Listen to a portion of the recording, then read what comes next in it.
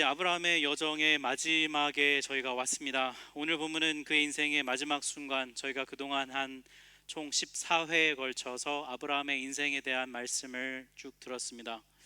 하나님의 부르심에 반응하여 살아간 아브라함이라는 사람, 여러분 14번의 설교를 통해 쭉 들었던 아브라함의 인생을 여러분의 말로 한마디로 한 단어로 만약에 요약한다면 여러분은 뭐라고 요약을 하고 싶으신가요?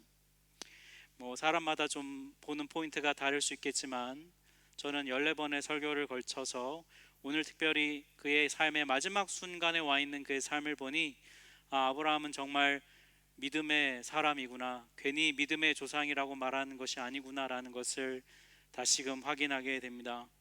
왜 그런지 오늘 말씀을 통해 저희 같이 한번 들어보려고 합니다. 오늘 본문 25장의 바로 앞에 나오는 24장과 연결해서 보는 것이 25장을 잘 이해할 수 있는 방법이에요. 창세기 24장, 오늘 본문 앞에 있는 24장을 보면 이제 아브라함이 나이가 많아서 그의 아들 이삭을 결혼을 시키려고 합니다. 그런데 그가 어떤 중요한 결정과 선택을 하는 것이 24장에 나오고 있어요. 아브라함이 자신이 신뢰하는 자신의 집안의 제사를 맡은 종을 불러서 이렇게 말을 합니다. 우리 창세기 24장 3절과 4절을 같이 합독하겠습니다. 너는 내가 거주하는 이 지방 가나안 족속의 딸 중에서 내 아들을 위하여 아내를 택하지 말고 내 고향 내 족속에게로 가서 내 아들 이삭을 위하여 아내를 택하라. 이삭의 아내를 얻는 조건을 지금 말하고 있는데, 자기가 살고 있는 가나안 지역에서 고르지 말고 자신의 고향인 하란으로 가서 그 친족 중에서 택해야 한다고 말하고 있습니다. 아브라함의 이 결정은요, 굉장히 사실 좀 비현실적인 결정이에요. 왜냐하면 한번 생각해 보시면 좋겠습니다. 지금 아브라함의 아들 이삭이 앞으로 살아갈 곳은 바로 이곳 가나안 땅입니다. 그러면 이삭의 미래를 위해서 이삭의 배우자를 가나안 땅에서 찾는 것이 상식적이고 합리적인 선택이에요. 당시에는 이 부족 간의 갈등이나 다툼이 자주 일어났습니다. 그래서 그것을 방지하기 위해서 자녀들끼리 서로 결혼을 시키고 통혼을 하면 서로의 안전을 유지할 수 있는 좋은 방법이 되었습니다. 아브라함도 지금 그렇게 해야 자기 후손인 이삭이 이 가나안 땅에서 살 때 좀 안전하게 살아갈 수 있는 기반이 되는 것이죠. 근데 아브라함이 그런 선택을 하지 않아요. 오히려 저 멀리 떨어져 있는 하란이라는 곳에 가서 자신의 친족 중에서 이삭의 배우자를 선택하게 합니다. 이유가 무엇일까요? 성경에서는 이방 민족과의 통혼을 금지하고 있습니다. 특별히 구약 성경을 보면 그것을 굉장히 강하게 금하고 있는데, 그 이유는 다름 아닌 신앙적인 문제 때문이에요. 이방 민족을 믿는 여인과 결혼하게 됐을 때 그 사람이, 그 가정이 우상을 숭배할 수 있는 위험이 많이 있기 때문이에요. 아마 아브라함도 이런 이유 때문이었던 것 같습니다. 가나안 족속 중에서 이삭과 혼인하게 되면 어느샌가 그 가정에 우상을 숭배할 수 있는 그런 위험성이 있기 때문이에요. 그래서 아브라함은 현실적인 이유가 아니라 영적인 이유로, 영적인 정체성을 지키려고 그는 이런 선택을 하고 있는 것이죠. 아브라함이 이처럼 현실적인 선택이 아니라 영적인 정체성을 지키는 걸 더 우선순위에 두고 선택할 수 있었던 이유가 무엇일까요? 그건 바로 그가 가나안에서 그런 방식으로 살았기 때문이에요. 지금껏 아브라함이 가나안에서 생존해왔던 방식이 무엇입니까? 그가 현실적인 선택을 해서 지금 이 자리까지 올 수 있었던 것이 아니에요. 아브라함은 여러 과정을 통해서 하나님이 원하시는 영적인 선택, 하나님의 사람이라고 하는 영적인 정체성을 더 중요하게 여기는 선택을 해왔습니다. 그리고 아브라함은 이제 이 땅에서 살아갈 자신의 아들인 이삭도 그렇게 살아야 한다는 것을 그는 알고 있었어요. 그래서 이런 선택을 하는 것이죠. 사람은 자기가 살아가는 그 주변의 환경의 영향을 받게 되어 있습니다. 함께 살고 자주 만나고 자주 대화하고 하는 사람의 영향을 받습니다. 그 사람의 사고방식, 그 사람의 행동방식, 말하는 법, 이런 것들을 배우게 돼요. 여러분, 회사에 매일 출근하시는 분들은 회사에 정말 저 사람 좀 그만 출근했으면 좋겠다 하는 분들이 꼭 있지만, 그 사람을 매일 만나다 보면 그 사람의 그 싫은 그 말투를 어느샌가 나도 따라하고 있다든지, 그 사람이 이기적으로 굴면 나도 이기적으로 행동한다든지, 그렇게 닮아가게 되는 모습이 있어요. 왜냐하면 우리는 그런 관계적인 존재이기 때문에 그렇습니다. 그런 영향을 받게 돼 있죠. 아브라함이 가나안에서 지금 하나님의 부름을 받고 계속 살아오고 있는데요, 가나안의 방식대로 살지 않겠다는, 하나님의 사람으로 살겠다는 그의 이 결단이 이 이삭의 아내를 얻어주는 장면에서 보여주고 있어요.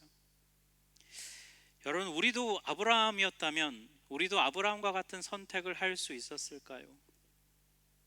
사람이 나이가 들면 삶을 대하는 태도가 변하게 됩니다.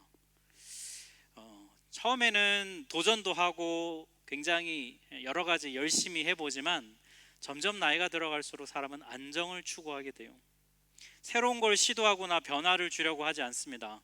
그동안 이루었던 것들을 잘 지키고 보존하고 싶은 마음이 크죠. 안정감에 대한 욕구가 커집니다. 그런 면에서 보자면 아브라함의 이 선택은 굉장히 비현실적인 선택인 것이 분명해요. 여러분, 요즘처럼 막 국제사회가 급변하고요, 갑자기 언제 전쟁이 일어날지 모르고, 또 자연재해는 언제 어디서 갑자기 들이닥칠지 모르는 이런 시기를 저희가 살아가고 있습니다. 이런 시대를 살아가는 우리에게 오늘 본문은 굉장히 중요한 메시지를 주고 있어요. 우리는 눈에 보이는 현실보다 하나님이 우리에게 원하시는 영적인 정체성을 더 우선시하면서 살고 있는가라는 질문입니다. 우리가 삶에서 선택하고 결정하는 기준은 현실적이고 합리적인 선택인가요? 아니면 하나님의 사람으로 살아야 하는 영적 정체성과 관련된 것인가요? 우리 대부분은 머리로 알 겁니다. 영적 정체성이 더 중요하죠. 하지만 정작 선택과 결정의 순간이 찾아오면 우리는 은근슬쩍 현실적인 이유를 얘기하고 그런 선택을 내리게 돼요. 어떻게 하면 우리가 아브라함처럼 현실보다 영적인 가치를 더 우선순위에 두는 삶을 살 수 있을까요? 우선은 결단이 필요합니다. 남들은 다 현실적인 선택을 우선시할 때 나는 하나님의 사람으로서 영적인 정체성을 더 중요히 여기겠다는 결단이 우리에게 필요합니다. 한마디로 여러분, 구별된 삶, 즉 성도로서 그리스도인으로서의 거룩한 삶을 살겠다는 결단이 우리에게 먼저 필요해요. 그리고 그렇게 거룩한 삶을 그렇게 살아가려는, 결단대로 살아가는 과정을 통해서 무엇이 반드시 필요하냐면 하나님을 체험하는 것이 필요합니다. 내가 현실적인 선택이 아니라 영적인 가치를 더 우선순위에 두고 이런 선택을 했을 때 하나님이 이렇게 일하시는구나 라는 하나님 체험이 필요해요. 그래야 우리는 거룩한 삶을 살 수 있어요. 24장 1절에 보면 여러분 이렇게 말씀합니다. 같이 합독하겠습니다. 아브라함이 나이가 많아 늙었고 여호와께서 그에게 범사의 복을 주셨더라. 아브라함이 나이 많아 늙었습니다. 그가 하나님의 부르심을 따라서 거룩한 삶을 살아내려고 그렇게 나이 많을 때까지 그렇게 살아갔어요. 물론 여러분, 아브라함도요 중간에 실패하고 무너졌어요. 그가 하나님의 뜻이 아닌 다른 인간적인 선택을 하기도 했습니다. 그런 좌충우돌하고 시행착오를 경험했어요. 그런데 아브라함에게 중요한 것은 그가 중도에 포기하지 않았다는 거예요. 하나님의 사람으로 살아가기를 포기하지 않았습니다. 그러니 하나님도 그를 포기하시지 않은 거예요. 그랬더니 아브라함이 나이가 많아 늙었을 때에 어떻게 됐냐면 하나님이 그가 복을 받을 만한 사람이 되게 하셨다는 거예요. 그런 하나님을 아브라함은 믿음으로 신뢰했던 것이죠. 여러분, 이 아브라함의 삶의 여정을 우리가 쭉 봤는데요. 아브라함의 삶은 우리가 이 땅에서 그리스도인으로서 살아가는 데서 굉장히 중요한 원리를 우리에게 말해주고 있어요. 어떻게 하면 그리스도인으로서 이 땅에서 하나님의 복을 받으며 살 수 있을까? 여기에 대해 굉장히 중요한 원리를 아브라함은 말해줍니다. 말씀드린 대로 그리스도인으로서의 삶을 살기 위한 가장 첫 번째로 해야 될 것은 결단하는 거예요. 어떤 결단이냐면 하나님의 말씀에 순종하기로 결단하는 거예요. 이게 출발점입니다. 이 결단이 굉장히 중요한데요. 왜 중요하냐면 우리가 이렇게 결단해야 성령님이 우리를 도와주실 수 있기 때문이에요. 성령님은 인격적인 분이셔서 우리가 하나님의 뜻대로 살기로 결단할 때에 그때 우리를 도와주실 수 있어요. 그때 우리를 온전히 다스려 주실 수 있습니다. 그렇게 결단한 우리를 성령님이 도와주시잖아요. 그러면 우리 삶에 뭐가 생기냐면 하나님 체험이 생깁니다. 여러분, 하나님 체험이라는 것이 막 무조건 신비한 것을 말씀드리는 것이 아니라 하나님이 은혜로 내 삶에 일하시는 것을 볼 수 있는 눈이 열리고, 그리고 깨닫지 못했던 것을 깨닫게 되는 게 하나님 체험이에요. 아, 하나님이 지금 이렇게 일하고 계시구나. 아, 그때 하나님이 날 이렇게 돌봐주신 거구나. 이런 게 하나님 체험이에요. 자연스럽게 그런 것들을 경험하게 됩니다. 그렇게 하나님 체험이 우리 안에 생겨나면 우리 안에 점점 자라나는 것이 있는데 그게 바로 믿음이에요. 하나님을 신뢰하는 믿음이 자라가게 됩니다. 그렇게 믿음이 우리 안에 막 자라잖아요.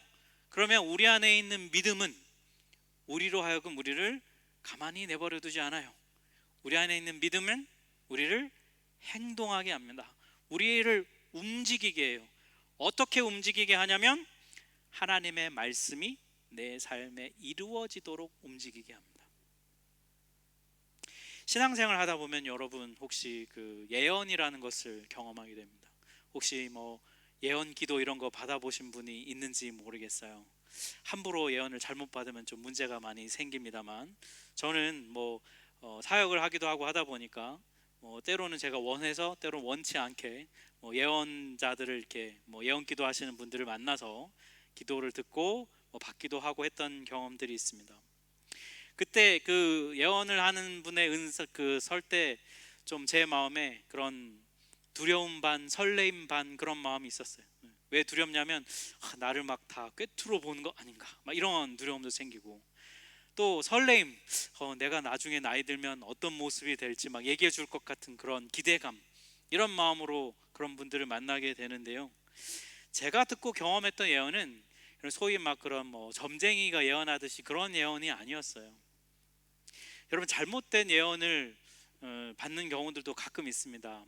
이렇게 막 기도를 해주더니 집이 보인, 집을 사겠네, 이런, 그 집 사야 돼, 이런 거라든지, 자녀를 위해 기도해 주세요. 그러면 애 머리에 손 얹고 기도하는데 S자가 들어간 학교가 보이네, 이런 종류는 여러분 좀 경계하셔야 됩니다. 그거 별로 건강한 예언이 아니에요.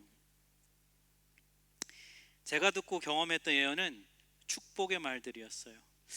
나를 향한 하나님의 마음, 나를 향한 하나님의 생각, 하나님의 계획, 그런 것들이었습니다. 나를 통해 하나님이 뭘 이루고 싶으실까? 구체적인 장소 하나, 네가 40세가 되면 독일 땅이 보인다, 이런 거 들은 적 없고요. 네가 나중에 교회를 분립개척할 것이며 이런 얘기를 들은 적 없어요, 여러분. 네, 그런 게 아니라 제가 어떤 삶을 통해 하나님께 영광을 돌려드릴까, 그런 어떤 조금 때로는 추상적인 것 같은 그런 방향성에 대한 말씀이었습니다. 여러분, 근데 그런 것이 더 건강한 예언임을 깨닫게 됐어요. 왜냐하면 여러분, 성경을 보시면 구약 성경에 많은 예언자들이 등장합니다. 근데 하나님께서 그 예언자들을 통해 하나님의 메시지를 주세요. 그 메시지를 주실 때 하나님의 목적이 있습니다. 하나님의 목적은 뭐냐면 그 메시지를 듣는 사람들이 어떤 행동을 하도록 하기 위함이에요. 하나님께서 예언자를 통해 내가 너를 심판한다 라는 메시지를 주시면 하나님이 진짜 심판을 하려고 그 메시지를 주시는 게 아니라 듣는 사람들이 그걸 듣고 회개하도록 하기 위해서 그 메시지를 주신다는 거예요. 하나님께서 예언자들을 통해 주시는 말씀을 주신다면 그것은 우리의 삶이 어떤 방향으로 나갈지를 하나님이 우리가 깨닫기를 원하셔서 그 말씀에 순종하기를 원하셔서 말씀을 주시는 거예요. 아브라함에게도 여러분 똑같이 그 원리가 적용이 돼요. 하나님께서 창세기 12장에서 처음 아브라함을 부를 때 하나님이 아브라함의 삶에 소위 예언을 주셨습니다. 12장 1절과 2절 말씀을 우리 같이 한번 합독하겠습니다. 여호와께서 아브라함에게 이르시되 너는 너희 고향과 친척과 아버지의 집을 떠나 내가 내게 보여줄 땅으로 가라. 내가 너로 큰 민족을 이루고 내게 복을 주어 내 이름을 창대하게 하리니 너는 복이 될지라. 네. 하나님께서 아브라함에게 주시겠다는 약속의 말씀, 땅 줄게, 후손 줄게, 두 가지 약속을 주셨습니다. 근데 내용을 잘 보시면 하나님이 너 100살 될 때 이삭이라는 아들 한 명 줄 거야 이런 말씀 주시지 않았어요. 내가 너희한테 땅을 줄 텐데 뭐 맷크바고 땅이 어디서부터 경계고 이런 식으로 주시지 않았다는 거예요. 하나님께서 땅 줄게라고 약속을 주셨습니다. 그런데 실제로 아브라함이 자기 소유, 자기 이름으로 된 땅을 소유한 건 언제입니까? 우리 지난번 설교 들었던 창세기 23장의 막벨라굴을 자기 돈 주고 산 거예요. 여러분 자기 돈 주고 샀는데 이거 하나님 주신 거예요? 아니에요? 애매하죠. 여러분. 여러분 이사할 때 집 막 이렇게 해놓고 하나님 주셨어요 라고 말해요? 안 해요? 예의상 하시는 건가요? 내 돈 주고 샀는데. 아브라함이 그때 많은 돈을 주고 그 땅을 산 이유가 뭡니까? 하나님이 자기에게 그리고 후손에게 이 땅을 주시리라는 믿음의 고백으로 한 거잖아요. 민족을 볼까요? 여러분 땅 줄게 해서 땅 그렇게 받았어요. 민족, 여러분 하나님께서 약속의 자손으로 아브라함에게 이삭 한 명 주셨습니다. 그 이삭을 통해서 하나님의 사람이 믿음의 후손들이 계속 태어나긴 할 거예요. 하나님의 약속의 말씀에 따르면. 근데 아브라함이 하나님의 약속의 말씀이 이루어지게 하려고 자신의 친족 중에서 배우자를 찾고 있습니다. 땅 줄게, 후손 줄게 라는 하나님의 약속의 말씀, 예언이 주어졌는데요, 이 말씀이 자신의 삶에 이루어지게 하려고 아브라함이 뭘 하고 있냐면 말씀에 순종하고 있다는 거예요. 여러분 핵심을 파악하실 수 있겠습니까? 하나님의 말씀, 하나님의 약속을 신뢰하는 사람은, 하나님의 말씀이 내 삶에 이루어지기를 원하는 사람은 그 사람 안에 있는 그 믿음이 그를 가만히 내버려 두지 않는다는 거예요. 그 믿음이 그로 하여금 어떻게 하냐면 그 말씀에 순종하도록 만드는 거예요. 그래서 실제로 그 말씀이 자신의 삶에 이루어질 수 있도록 자신을 내어드리는 사람이 되게 하는 겁니다. 야고보서 1장 22절을 보면 이런 말씀이 있습니다. 같이 합독할까요? 너희는 말씀을 행하는 자가 되고 듣기만 하여 자신을 속이는 자가 되지 말라. 여러분 설교 말씀을 들으며 하나님이 날 정말 사랑하시는구나 라는 말씀을 들었다고 쳐봅시다. 거기에 큰 위로를 받았어요.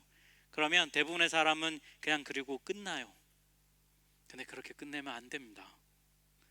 하나님이 나를 사랑하시는구나 라는 말씀을 들었으면 어떻게 해야 될까요? 그걸 진짜로 믿으면 어떻게 해야 될까요?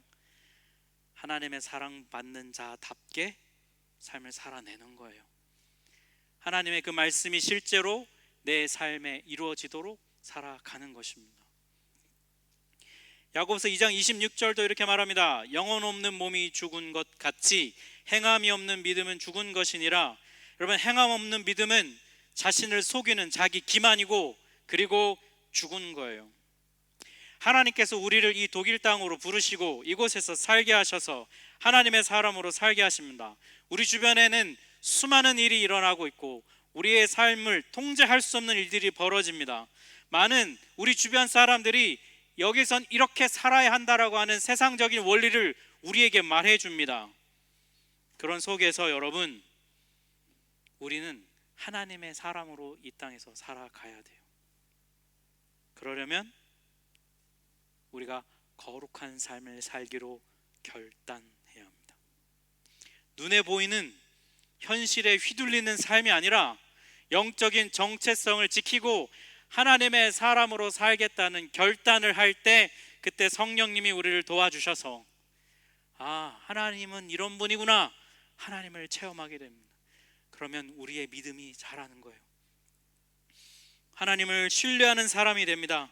그러면 하나님의 말씀이 믿어져요. 하나님이 나에게 이렇게 말씀하시고 이런 걸 이루어 가시는구나, 그것을 신뢰하는 사람이 되어가는 것입니다. 여러분이 이런 분이 되시길 축복합니다. 여러분 믿음의 사람이 되시길 축복합니다. 아브라함의 이런 삶의 모습은요, 그가 이 세상을 떠나는 순간까지 쭉 이어져요.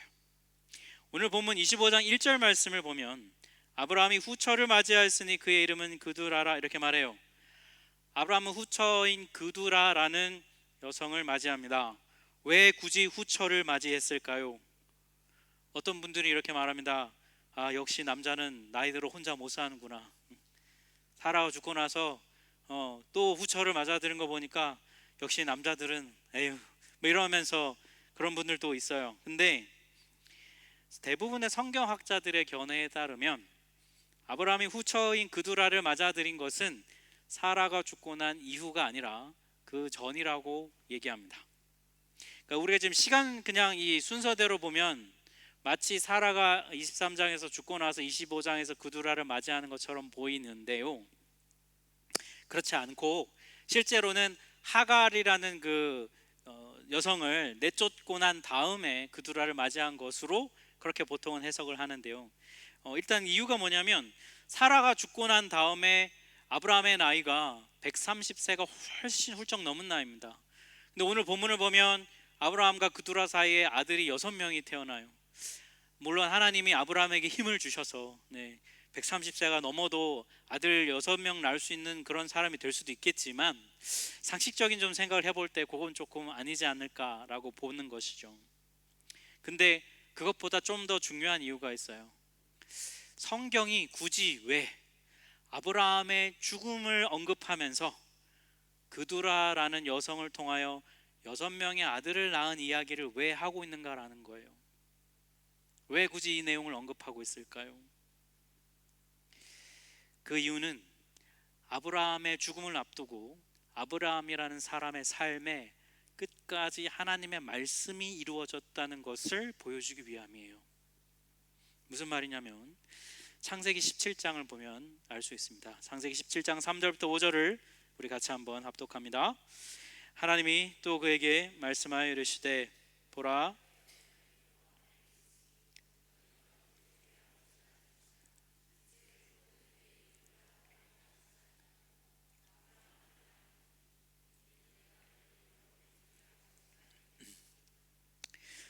이 말씀은 이삭이 태어나기 1년 전 아브라함이 99세 때 하나님이 나타나셔서 아브라함에게 주신 말씀이에요.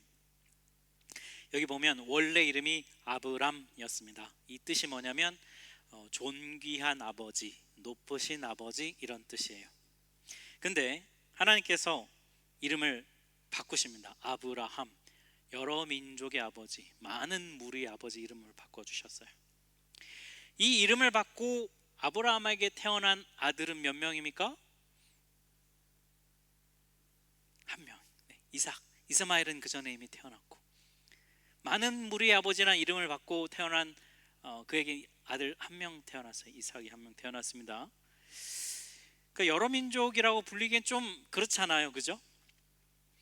성경은 이 창세기 17장의 하나님의 말씀, 아브라함이라는 이름에 걸맞는 자가 되었다는 것을 지금 25장에서 보여주고 있습니다.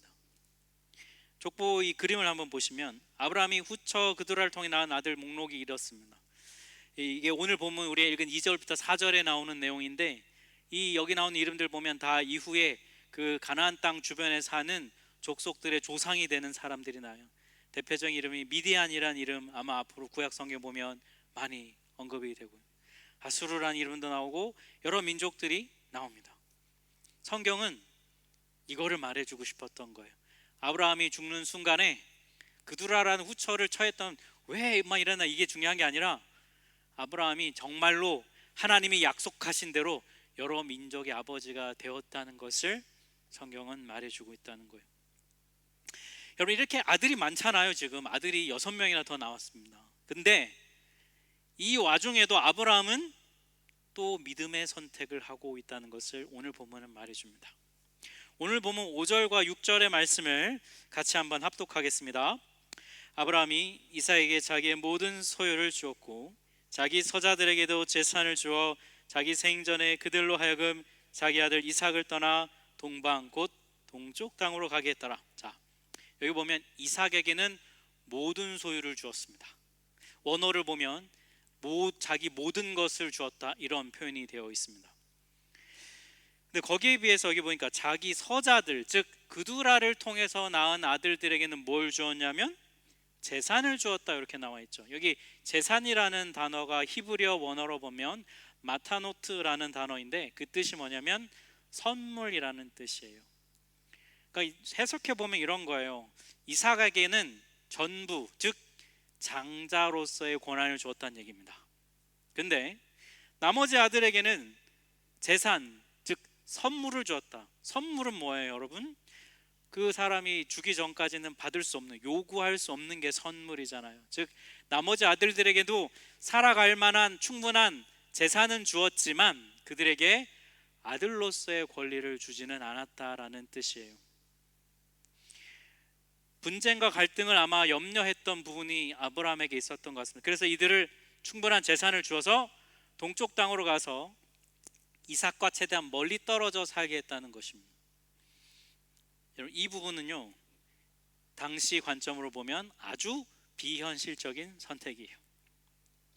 아브라함이 이제 나이가 많아 죽습니다. 그럼 여러분, 지금 장자권을 받은 사람은 이삭 한 명이에요. 근데 여러분, 이삭이 나중에 언제 어떻게 될지 모르잖아요. 갑자기 어떻게 죽을지, 후손이 없이 어떻게 될지 모르잖아요. 부족의 안전과 가문의 안전을 유지하려면 어떻게 됩니까? 장자권을 이삭에게 주더라도 나머지 6명의 아들이 이삭을 지키고 같이 보호하는 혈맹 공동체를 만들어 주어야 이삭에게 장자권이 잘 유지될 거 아닙니까? 그죠? 이게 당시 인간적인 생각입니다. 근데 아브라함은 그렇게 하지 않아요. 이유가 뭐겠습니까? 아브라함에게는 믿음이 있는 겁니다. 이삭 한 명으로도 충분하다. 하나님의 언약을 이어가기에는 하나님이 일하신다면 이삭 하나만으로도 충분하다는 믿음이 아브라함에게 있었기 때문이에요. 여러분, 우리 삶에 우리에게 주어진 많은 기회들, 우리가 가용할 수 있는 우리의 능력들, 우리 삶의 조건들이 있습니다. 근데 여러분, 그 모든 것이, 그 주어진 모든 것이 다 하나님의 뜻을 이루는 것은 아닐 수 있어요. 내 삶에 주어져 있다고 해서 여러분 다 하나님의 뜻대로 쓸 수 있는 것이 아니라 실제로 그 중에서 영원히 남는, 나를 통하여 이 땅에 이루길 원하시는 하나님의 뜻을 이루는 데 도움이 되는 것은 그 중에 일부만 될 수도 있어요. 중요한 것은 여러분, 우리가 그것을 분별하고 볼 수 있는 눈이 필요하다는 것입니다. 아브라함에게 주어진 아들, 이렇게 생각할 수 있잖아요. 이삭에게 이게 잘 유지되도록 6을 더 주셨구나, 이렇게 생각할 수 있잖아요. 근데 아브라함은 그렇게 하지 않아요. 이삭 한 명에게만 그 모든 권한을 주고 나머지는 흩어버립니다. 혹여나 나머지 아들들 간에 재산 분할과 갈등과 다툼이 일어날 것을 오히려 더 걱정했던 것 같아요. 안전은 여호와께 맡긴 것이죠. 아브라함은 이걸 알고 있었습니다. 당시의 사람들이 아브라함에게 권면했다면 당신 제정신이냐고 분명히 말했을 거예요. 그러나 아브라함은 알았어요. 그가 자신의 삶을 살아온 경험을 통해 알았습니다. 하나님을 신뢰하는 것만으로도 충분하다. 사랑하는 여러분, 우리는 어떻습니까? 아브라함은 그의 삶의 마지막 순간에 그는 믿음의 사람으로서의 모습을 온전히 보여주고 있습니다. 그걸 이 땅에 남기고 갔어요. 여러분, 우리는 이 땅에 무엇을 남기고 갈 수 있을까요? 여러분, 우리의 자녀들, 우리의 믿음의 후배들인 다음 세대들에게 우리는 무엇을 남겨주고 갈 수 있을까요? 어엿한 집 한 채 자식들에게 남겨주는 것이 삶의 목표이신가요? 자식들이 잘 자리 잡고 살아갈 수 있는 현실적인 문제들을 잘 해결해 주는 거, 그게 진짜 우리가 해야 될 가장 중요한 일일까요? 우리의 자녀들이, 우리의 믿음의 후배들이 이 땅에서 하나님의 사람으로 살아가는 데 있어서 제일 중요한 게 뭘까요? 우리는 무엇을 그들에게 알려주고 가르치고 전해줘야 될까요?